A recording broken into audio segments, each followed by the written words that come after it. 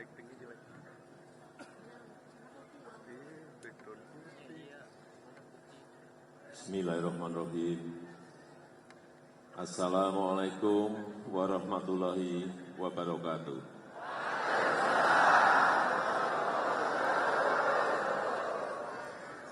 Selamat pagi, salam sejahtera bagi kita semuanya. Om Swastiastu, Namo Buddhaya, salam kebajikan. Yang saya hormati Ketua Umum Jaringan Relawan Alap-Alap Jokowi, Mas Isnaini, yang saya hormati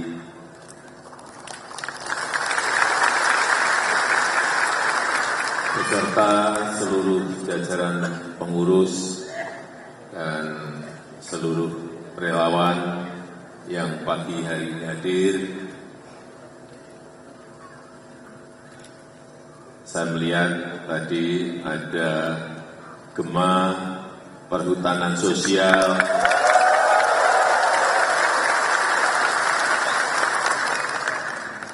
masalah di urusan ini sangat banyak sekali yang sudah kita mulai tahun 2015 sampai sekarang, yang sudah bisa didistribusikan dalam reforma itu ada 6,3 juta.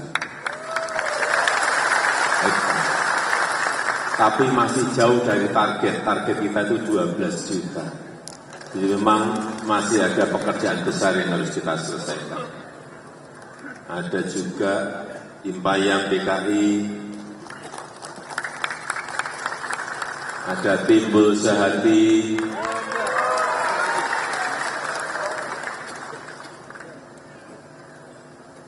apalagi Banpol,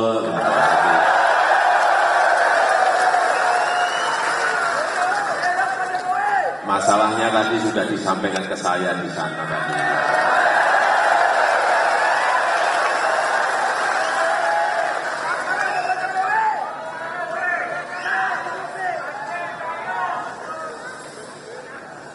Hadir di sini juga Mas Giring,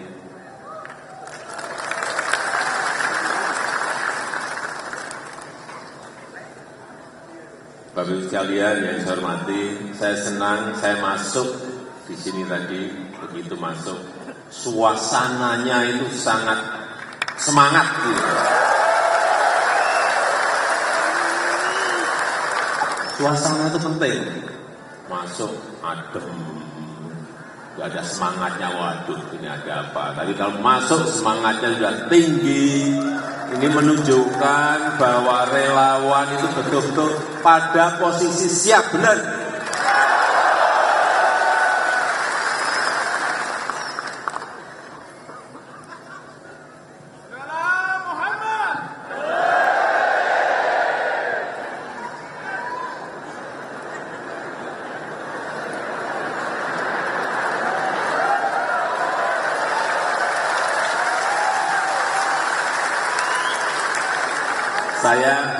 Saya harus ngomong apa adanya, bahwa dunia sekarang ini tidak sedang baik-baik saja.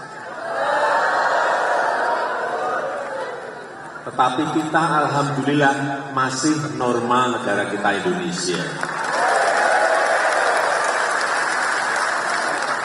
Perlu saya sampaikan, sekarang ini sudah 96 negara dari kira-kira 260-an lebih negara, 96 negara itu sudah masuk jadi pasiennya IMF.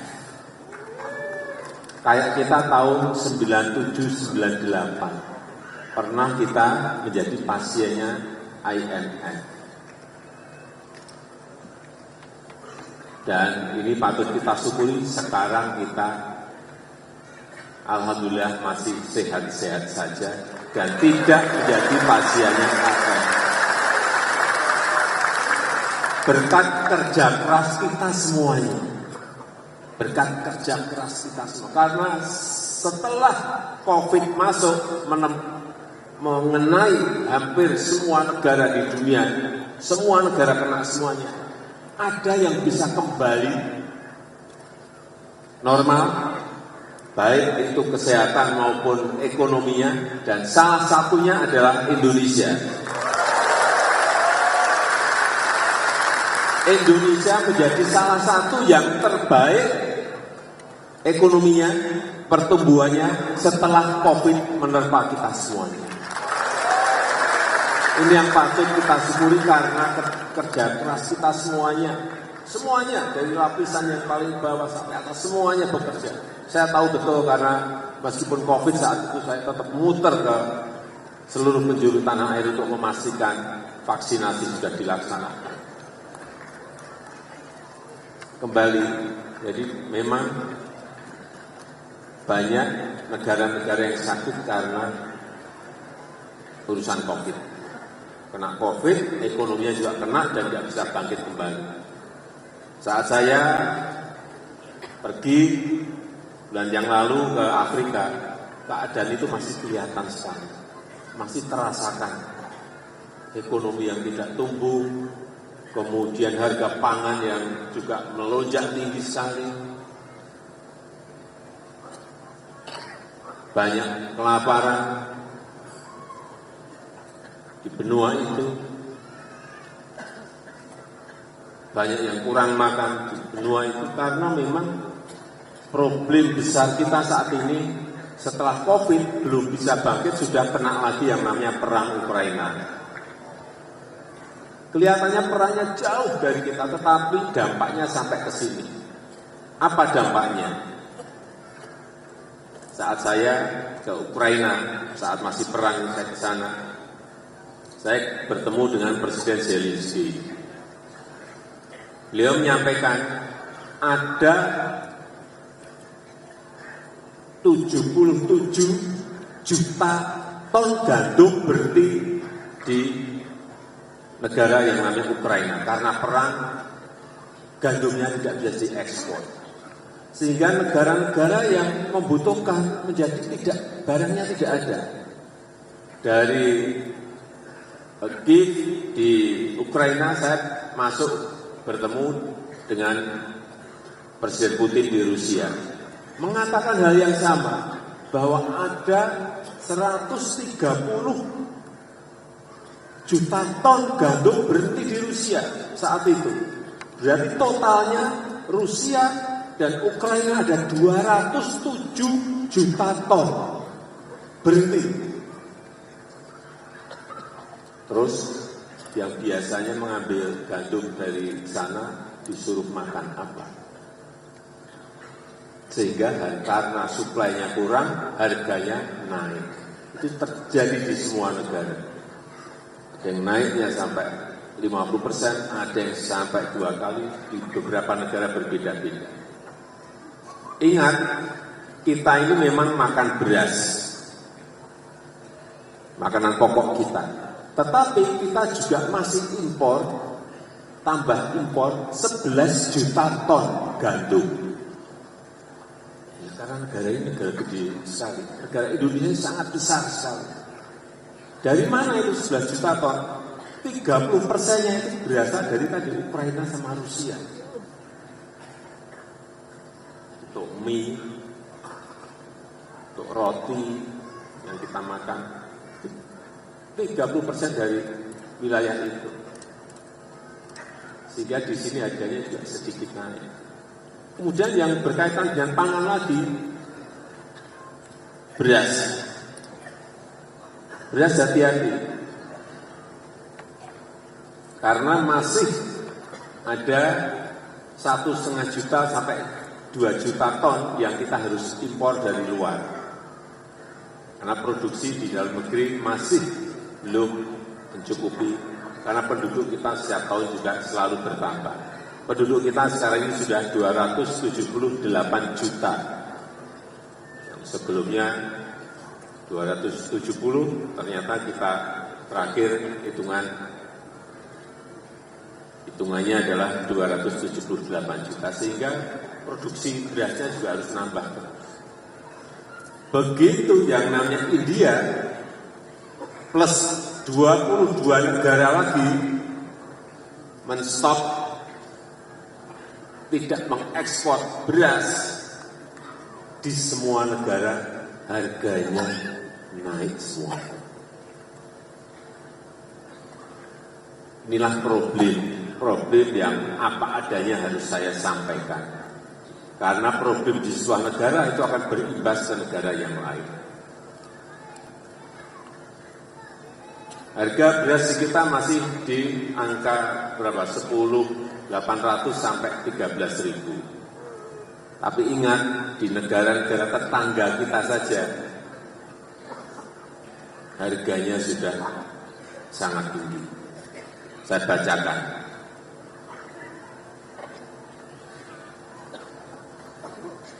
Misalnya di Singapura rata-rata harganya sudah 21.600. Di Brunei harganya sudah mencapai rata-rata 37.000. Di tetangga dekat, paling dekat yang gandeng dengan kita, Timor Leste, harganya 20.000.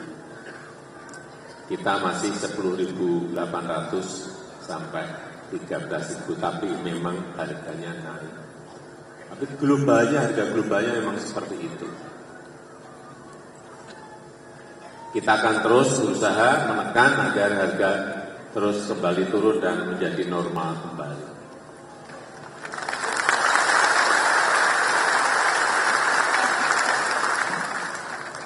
Selain 20 negara tadi yang saya sampaikan tidak mengekspor berasnya, ditambah lagi problem adanya perubahan iklim. Cuaca panas, kemarau yang panjang, menyebabkan juga produksi kita menurun. Problem-problem ini kita harus mengerti kenapa ada sebuah kejadian, pasti ada masalahnya, ada sebabnya.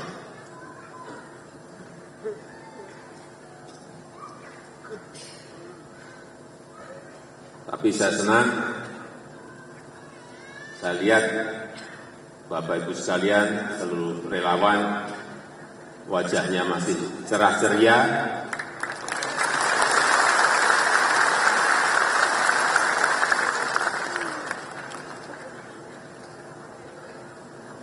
Dan 6 bulan yang lalu, seingat saya, kita juga sudah memberikan bantuan setiap bulan 10 kilo beras kepada 21,3 juta masyarakat kita. Kemudian kita ulang lagi September, Oktober, November ini juga akan kita berikan bantuan 10 kilo beras ke 21,3 juta masyarakat kita. Untuk meringankan beban yang ada, karena sepanjang APBN kita masih ada ruang, pasti itu akan kita putuskan. Yang kedua, yang berkaitan dengan 2024.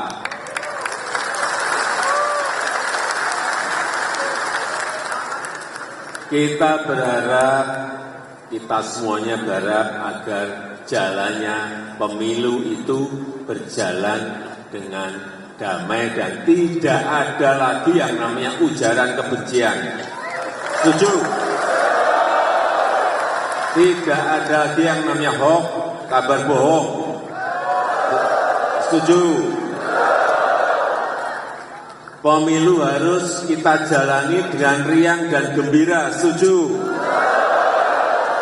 Karena setiap 5 tahun itu pemilu itu ada terus. Kalau setiap pemilu saling membenci, saling menfitnah, saling menjelekkan, saling merendahkan, kapan bangsa ini akan menjadi bangsa yang besar? Karena bangsa yang besar itu kalau kita kuat persatuan kita. Kalau negara ini mau menjadi besar, harus memperkuat kerukunan di antara kita. Jangan sampai pemilu membuat kita terpecah belah. Setuju?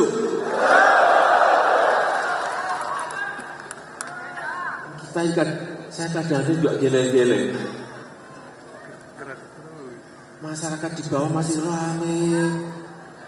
Nah, pemimpin di atas sudah ngopi-ngopi bareng.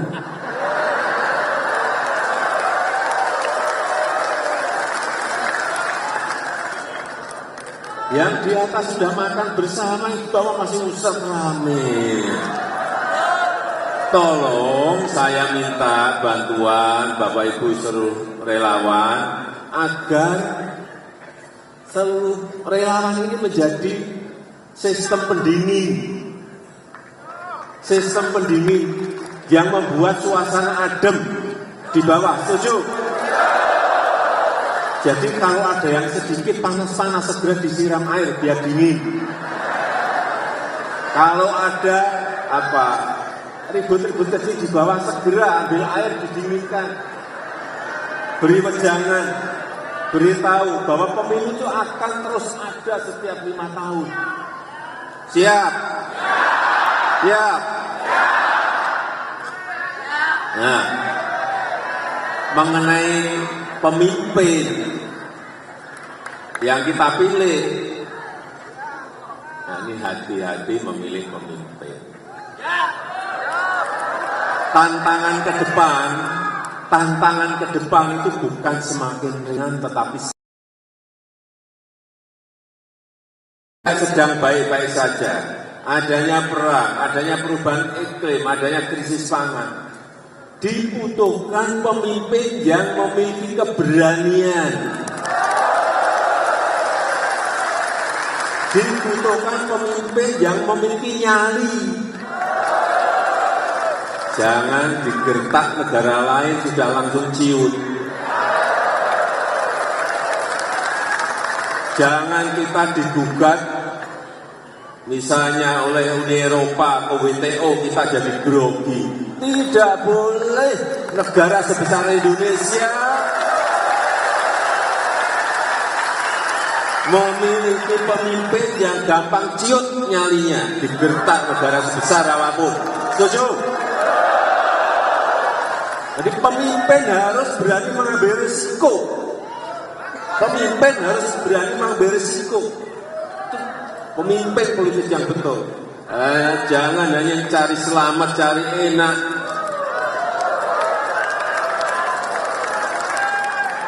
Menikmati nikmatnya, enaknya duduk di istana, tidur di istana.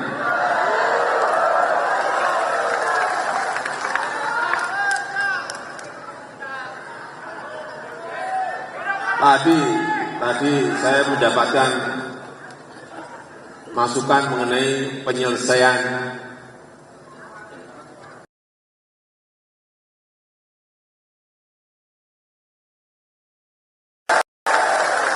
tadi ada usul yang berkaitan dengan HGI swasta, memang sebaiknya diberikan sertifikat komunal saja.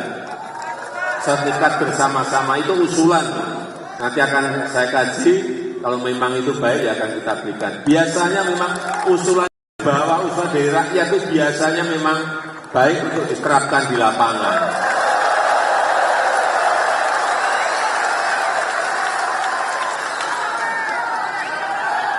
Kemudian yang penyelesaian yang berkaitan dengan PTPN ini tinggal menunggu saja. Nanti akan saya dorong agar penyelesaiannya bisa dipercepat.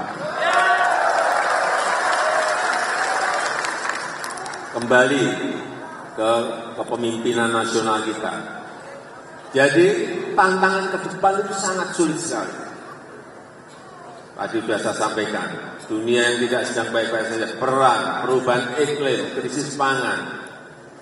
Sehingga dibutuhkan kepemimpinan yang punya nyali, dibutuhkan kepemimpinan yang berani, dibutuhkan kepemimpinan yang berani mengambil risiko. Untuk siapa? Untuk rakyatnya, untuk negaranya, untuk bangsanya.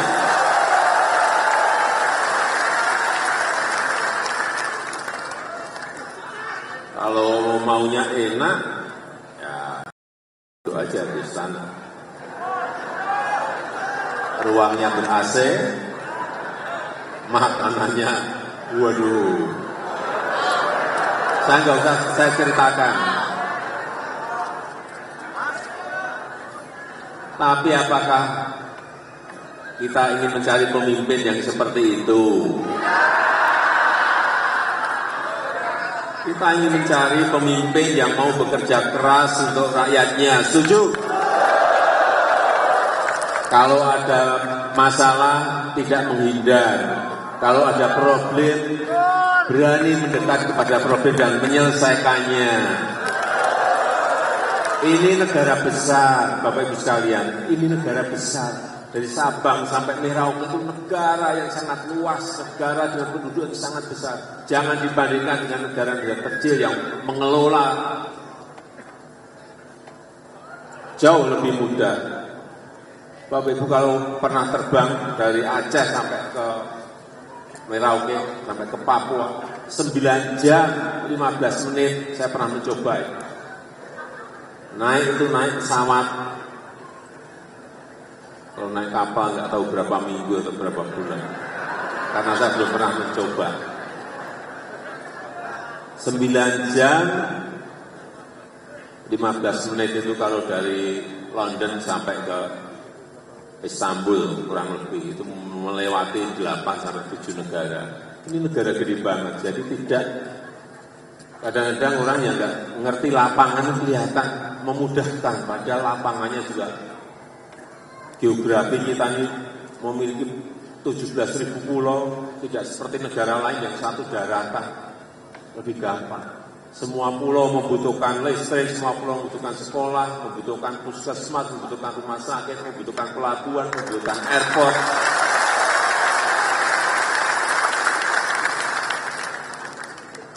Bukan gampang. Ya dan Bapak Ibu bayangkan, harus menyiapkan infrastruktur, baru infrastruktur saja. Infrastruktur di 17.000 pulau yang kita miliki. Nggak ada negara yang memiliki pulau sebanyak kita ini, nggak ada. Yang membutuhkan semuanya infrastruktur, membutuhkan jalan, membutuhkan jembatan, membutuhkan airport, membutuhkan pelabuhan. Belum logistiknya. Bensinnya, minyaknya harus sampai sana, berasnya harus sampai sana, garamnya harus sampai sana, bawangnya harus sampai sana. Benar? Bapak Ibu bisa bayangkan betapa sangat rumitnya mengelola negara ini.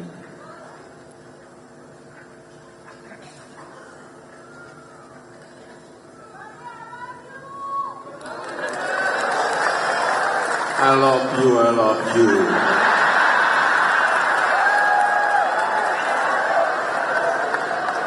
Jadi kembali terakhir saya minta kita semuanya menatap masa depan dengan optimis karena kepemimpinan ini hitungannya dari lembaga-lembaga dunia, baik Bank Dunia, World Bank, baik itu IMF, baik itu OECD, baik itu McKinsey, itu sudah berhitung bahwa Indonesia ini akan masuk menjadi negara maju itu kurang lebih 20 tahun sampai 25 tahun yang akan datang.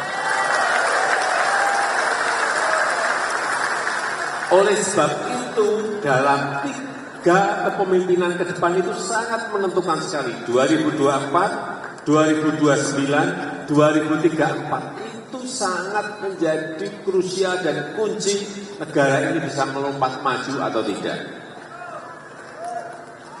Oleh sebab itu, kita semuanya harus berhati-hati memilih pemimpin di 3 periode ini. 2024, 2029, 2034.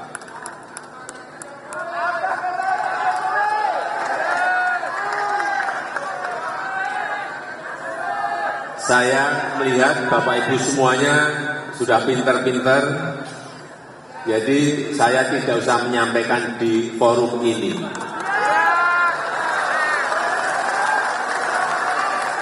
Tidak perlu saya sampaikan, tapi Bapak Ibu semuanya sudah ngerti dan sudah tahu. Karena negara ini adalah negara demokrasi. Kedaulatan itu ada di tangan rakyat.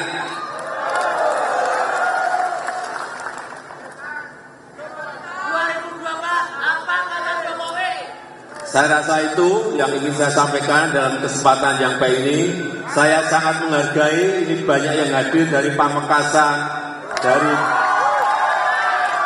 Sukabumi, dari Batang, dari Pekalongan tadi saya lihat, dari Jawa Barat, Jawa Tengah, Jawa Timur, dan juga ada yang beberapa dari Papua tadi saya lihat. Saya ingin mengucapkan terima kasih yang sebesar-besarnya atas peran saudara-saudara dalam pembangunan negara yang kita cinta ini. Saya tutup, terima kasih. Wassalamualaikum warahmatullahi wabarakatuh. Terima kasih. NKRI Pancasila. Terima kasih. Wassalamualaikum warahmatullahi wabarakatuh. Siapa kita? NKRI Pancasila. Tetap jadi presiden. Tapi saya ingin Pak Jokowi terus jadi presiden masalahnya.